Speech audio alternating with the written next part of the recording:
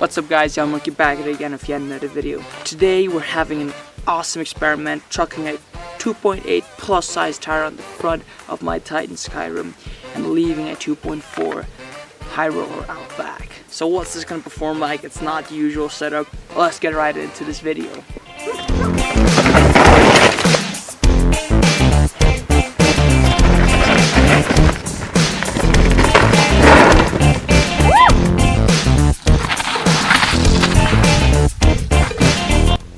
Obviously it's a bigger tire in the front, so it ultimately slackens out the head angle, raises it a bit, and raises the bottom bracket by just a smidge.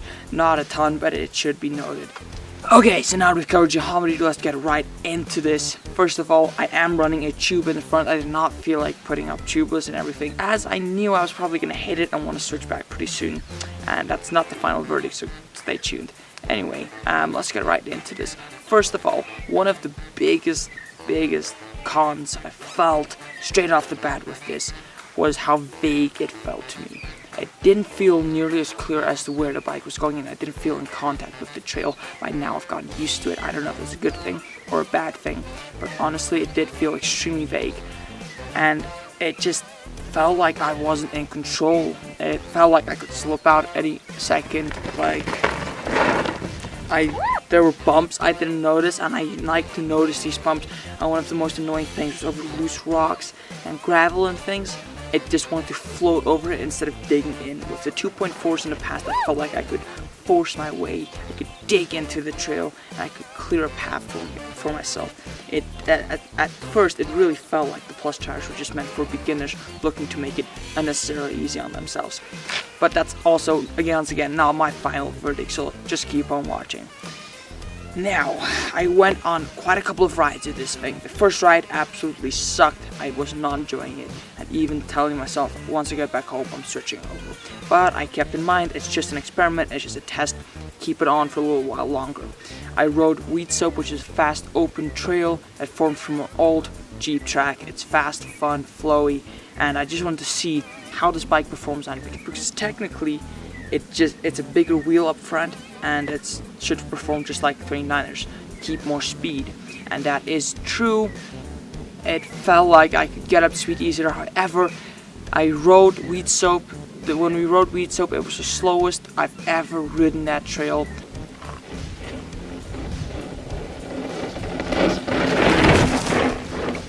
And it's not a difficult trail by any means. I would rate it as a green or blue. 100%, it's that easy. But it was my first ride on the bike, getting straight onto the new setup. It was feeling extremely awkward. Even on fire road, it felt very twitchy because of the extra weight in the front.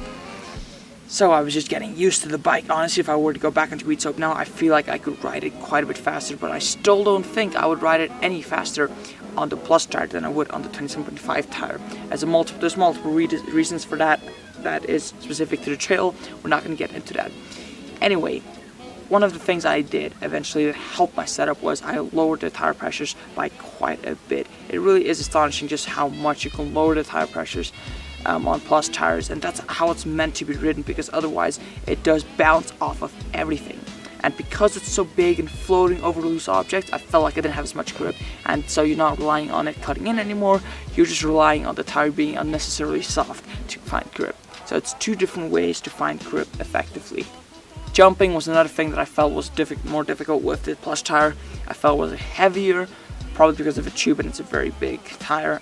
It was heavier, it didn't feel like it wanted to pop quite as much, and felt extremely vague whenever I did get it into the air. And I think it's just because I'm so used to an agile 27.5 wheel by now. Anyway, moving onwards, let's go into some of the loose stuff. Like I already said, the loose stuff was a bit of a challenge for me. I did feel like I wanted to float over, and there was a couple times I had some close calls, but ultimately I just lowered the tire pressure, got more used to it, and learned to be over the front of the bike a bit more. Like I said, I should have just rolled my bars forward just a little bit, and I would have fixed all of my problems, in my opinion at least.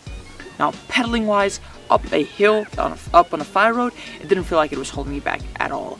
But when it did feel like it was holding me back was at the start of a trail. when I just wanted to get up to speed really quick, and it didn't want to let me do that because you had to put in quite a bit more leg power as it's a bigger tire, and it takes quite a bit more to get it up to speed. But once you're up to speed, it does want to stay there quite a bit easier. Now, one of the sections I really expected this setup to struggle in was technical features. And honestly, it surprised me pretty well in this section. Even on my first ride, as you can see right here, I did rock rolls, no problem. I was still getting used to the bike, but it didn't really feel like it was impairing me in any steep situations. I was worried that it was going to impair me in steep situations and in technical things, because I just felt like that vagueness is not a good thing when you're riding technical features, and it doesn't feel like it could turn sharp enough. However, let's flash forward to my final ride on this bike on Perséphone, riding a double black.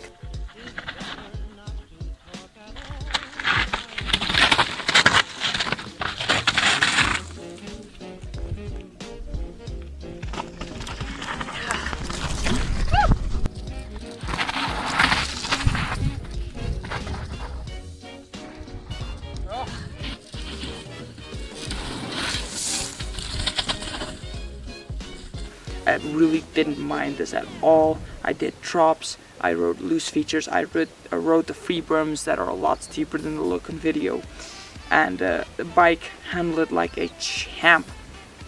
Absolutely loved it. And when we got into the lower sections of Perséphone, it was a lot more pedally and traversing back into the river. It was really, once I got up to speed and I got some pedaling into it, the bike was just moving and I loved it. I was stoked by the end of this ride. The whole concept behind the setup was that, just like with the 29er in the front and 27.5 out back, the idea was that it had more rollover in the front, but still agile enough around the back. And instead of just having enough rollover, it also had more dampening in the front. And that was the whole concept. Would I say it turned out like that? Honestly, it was not as agile as I would have liked, but it was still, it actually in fact felt less agile than a full 29er setup. I can't really comment on this because at the end of the day, I haven't ridden a 29er in ages, and until I put a plus tire out back as well, I can't comment on whether it's any more agile than a full plus setup. Ultimately, I went riding on a cross-country trail. I loved it. I went riding on double blacks.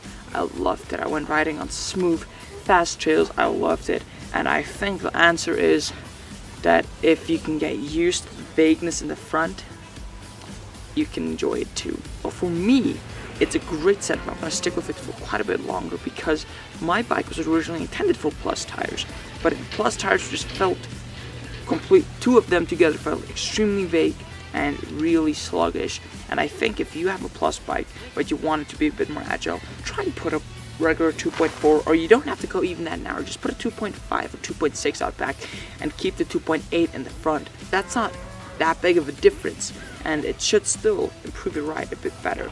So you have that agility at the back, and you have the plus effect and the bigger rollover in the front. Anyway guys, that's it for this video. Ultimately, it's for you to decide what you think of this. Hope you enjoyed it. Please subscribe, like, and comment, and stay tuned because I'm looking at putting the other plus tire in the back whenever I get around to it, and testing a full plus setup and giving my opinions on that, and that will be going hand in hand with this video.